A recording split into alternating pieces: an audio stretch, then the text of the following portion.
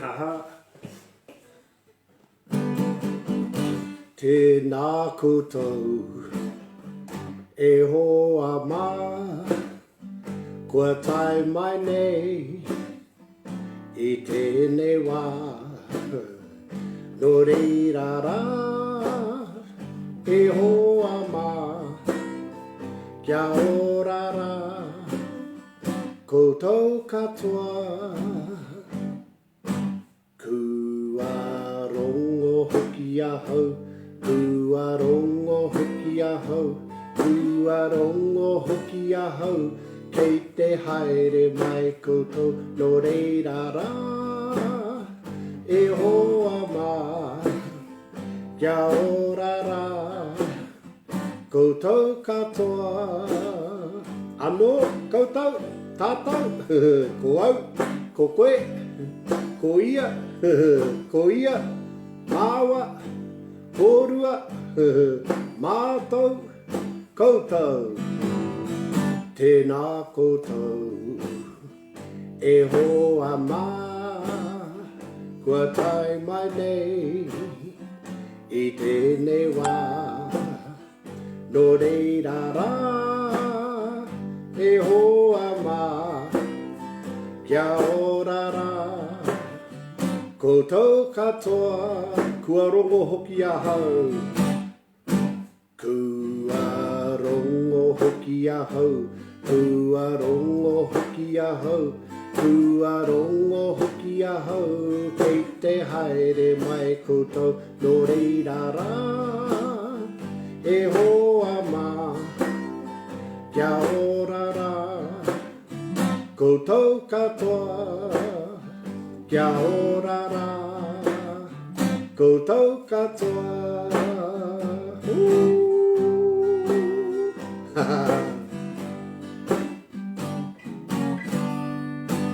Kia ora tātou, kia ora koutou, I tēnei pō, āhua reiti, tekau karaka, haurua mai I te tekau pia, about 10:30, but kei te pai, just a little mihi atu, mihi mai, mātou ko pare, ko mere, me ngā ētahi o ngā pia o te wānanga I tēnei pō, toko hia o mātou, tērā pēr ko te tua ngahuru, ngahuru mātahi o mātou, te kau mātahi, about 11 of us tonight, ētahi kei te māwiwi ana, kei te pukumahi ana, some a bit under the weather, some busy, ētahi e pukumahi, ētahi atu he hui anō rātou, some of them had another meeting, had another kaupapa, engari kei te pai. No reira, just a little mihi and shout out maybe to some who didn't make it tonight, but a little bit of a follow-up. And it was about that thing about personal pronouns again, making it personal, tēnā koe, tēnā kōrua, tēnā koutou. So all those things about personal, one-on-one, plural, or the many. And I think sometimes there's all different ways of naming it, but we name them tūpou. Tūpou takitahi in the singular. Tūpou takitahi. And that one is au, koe, ia. And it's hard to ask, who am I pointing to? I could be pointing to ia, that's called tūpare, or ko ia, referring to mere, if we're all in the room together. But maybe I'll just try, and because we have a different space here, an online space, but it's not only limited to people, it's limited, it's open to lots of things. No gender, but the aforementioned, or who you're inferring or alluding to. So try this one. Ko au, ko koe, ko ia. Ka whai. But who am I referring to? The one you can't see. Ko ia, a te wāhi ngaro. Manifest, yet unseen. Ko ia, a te wāhingaro. So me, you, and whoever I'm referring to, and we don't need to elaborate. We know who we mean, or we know who I'm referring to.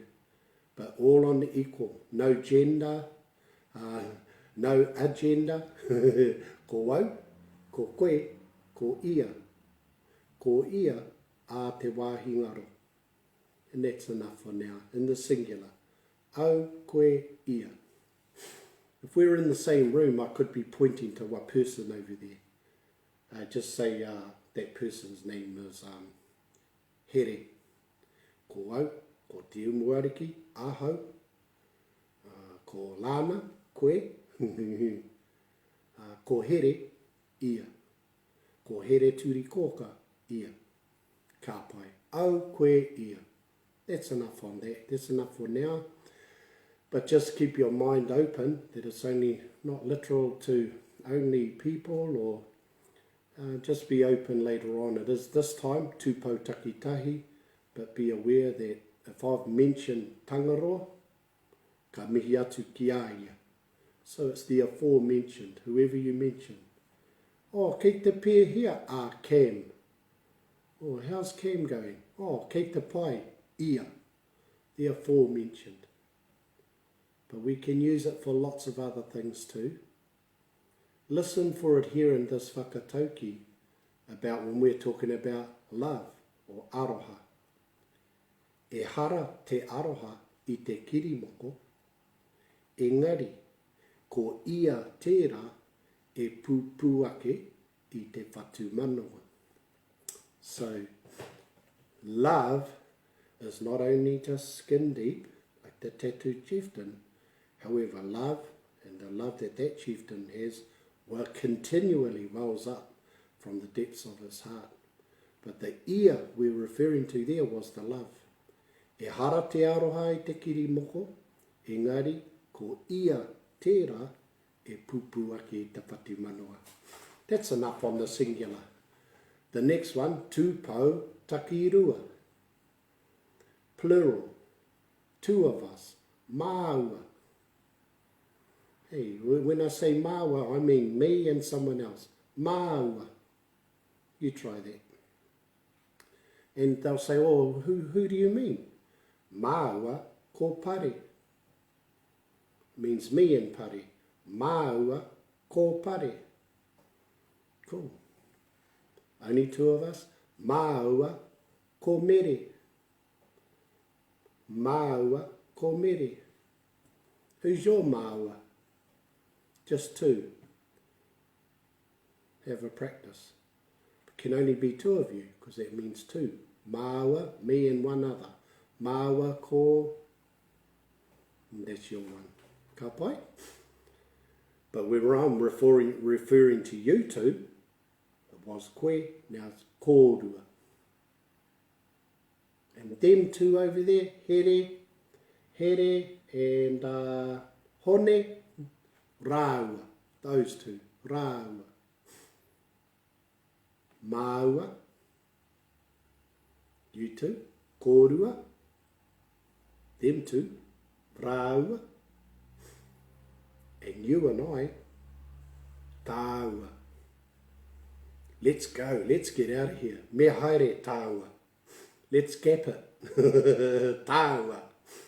So māua, ka pai, just practice the kupu. And there's macrons in there. Māua, kōrua, rāua, tāua. Here's another use of the rāua. I'm sure there's others, but where it can mean two, but it also means and. Ko rangi nui, rāua, ko papatua nuku.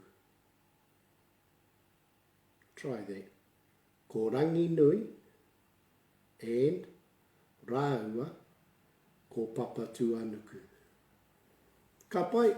So that's tūpou takitahi, 1-on-1, 2-on-2. Māua, kōrua, them two.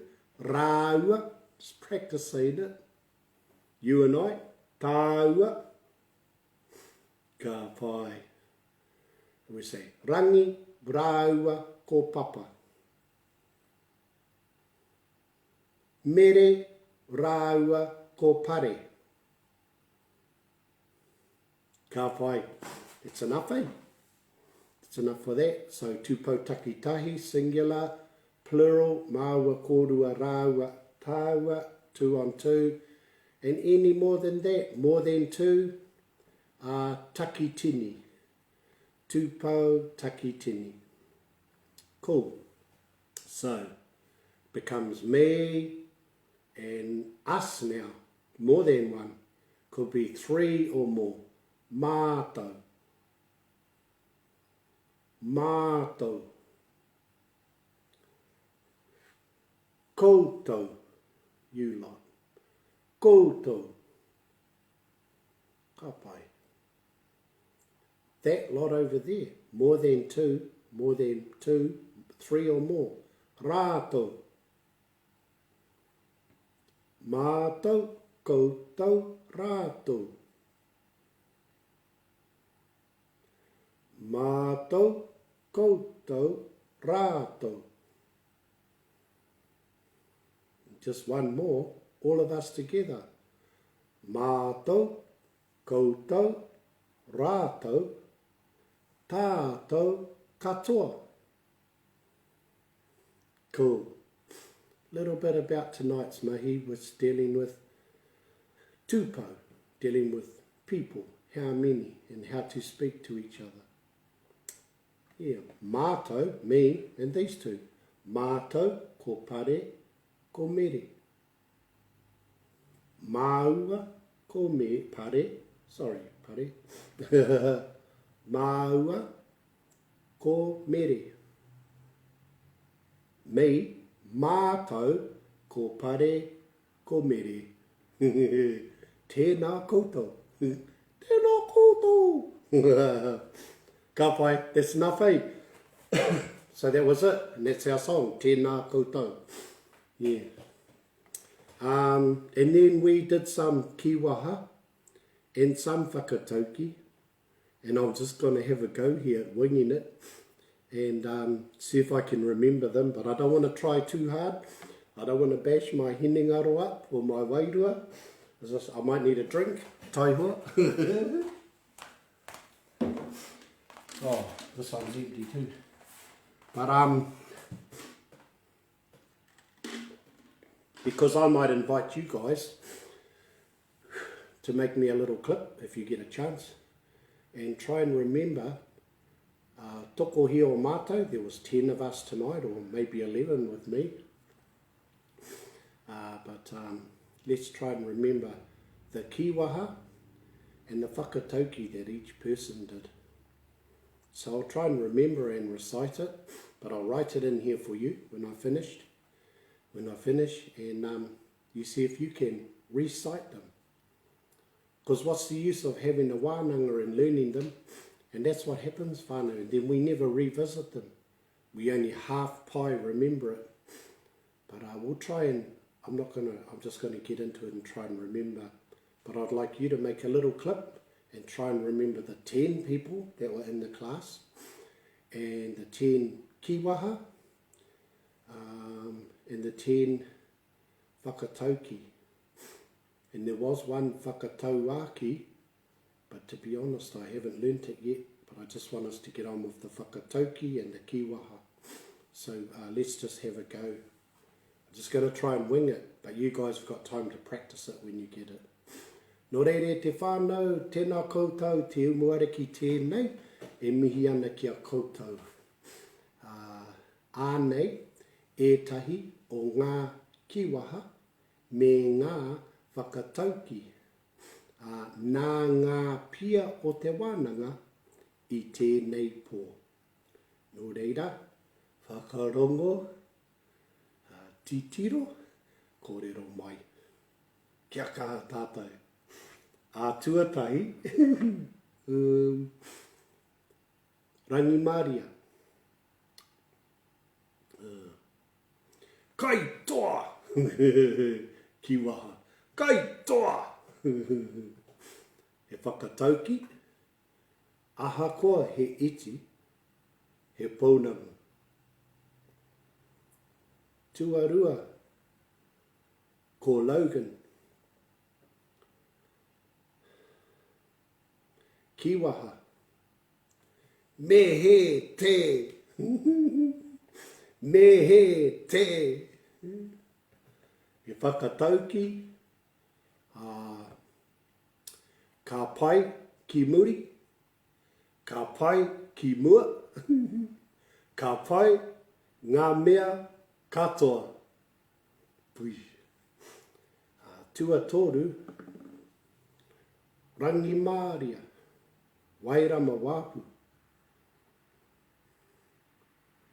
Kātahi rā hoki.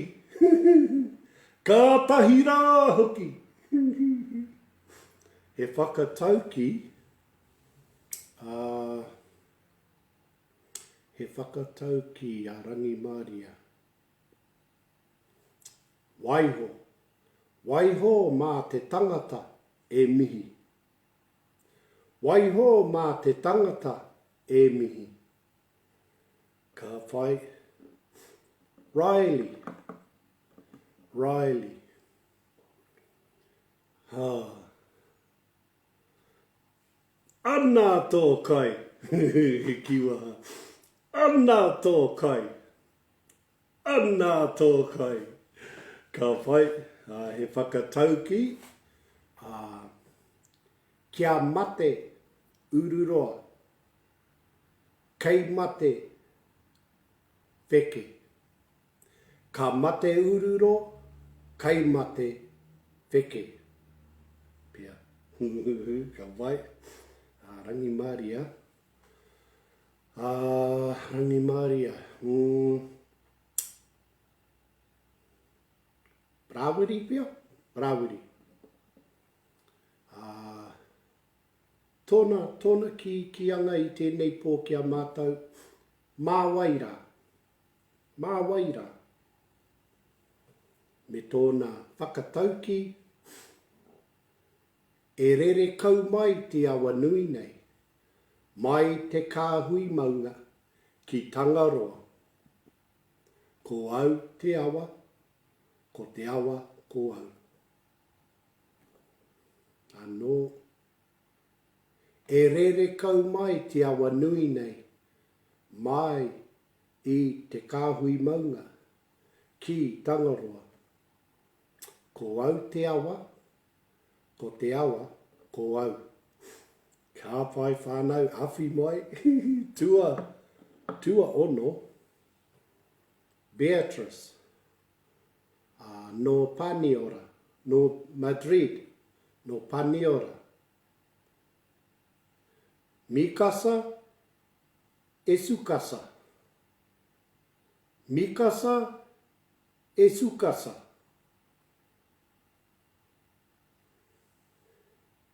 Mikasa, Esukasa.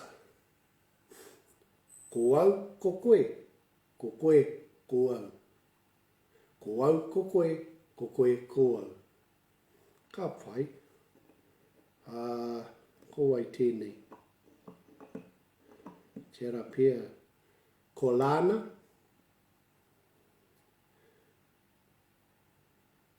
Ko au, ko koe, ko ia.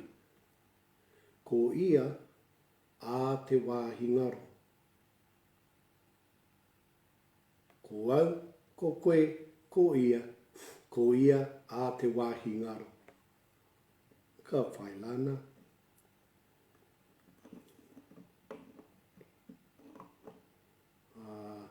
Tēnei, ko ai tēnei. Ko Wikitoria. Ko Wikitoria. He kiwaha. He kiwaha. Tūmeke. Tūmeke. Ka whai Wikitoria. Ngā puhi nui tonu. Tūmeke. Me te whakatauki. Mā te huruhuru, ka rere te manu. Mā te huruhuru, ka rere te manu. Ka whai, kaore anō au kia ako i te whakatau āki, nā wiremu pohe, eki, e hangai ana ki te hoia te waka, i te kauhoi kotahi, kia mahara tātou, te hoi whakatuara, me hoi kotahi tātou ki te hunga ihu pia. Araha mai kaore anō kia tino mau i tērā whakatau wāki, engari mā te wā. Ka pai, tua iwa, kāhira. Kāhira. Me tōna kiwaha, te mutunga kē mai o te reka. Te mutunga kē mai o te reka. Ka whai, he whakatauki, nā kāhira eki, he kitenga kanohi, he hokinga whakaro. He kitenga kanohi, he hokinga whakaro. Ka whai, ko te mea whakamutunga, waikato tani wharau, ko hangenge karaune, me tōna ona kiwaha katoa, e hangai ana ki te Tūpou takitahi, takirua, takitini, kei runga, no atu, koe. Kei runga, no atu, koe. Takirua, kei runga, no atu, kōrua. Kei runga, no atu, koutou. Nō reire te whānau anei taku mahi i tēnei pō. He tino pai. Mena kataia koutou, if you guys can have a go, have some fun, and challenge yourself, your memory and your cognitive, or whatever that meant. Just remembering and everything. And that's why sometimes the actions will help you. But I'll write them out for you. Have a go when you get a chance. I wouldn't mind seeing you guys recite the 10 kiwaha and the 10 whakatauki and the 10 people in our wānanga tonight. So that's all. I won't even sing you a song to put you asleep, but pō marie, tēnā koutou. Thank you for all the massive work you're doing. And ngā haue whā, online wānanga, supporting that whānau there, and those that are with me in the immersion for beginners, just beginners like me. I appreciate you guys and all the mahi that's going on, and these things that we share out to the whānau and the whānau whānui. So kia pai tō pō, that's enough for Mellow Puff. That's it from mātou, ko pare ko mere, pō marie, and see you next time. Hei ko nei rā, see you here.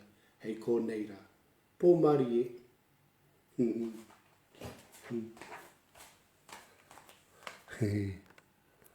Oh.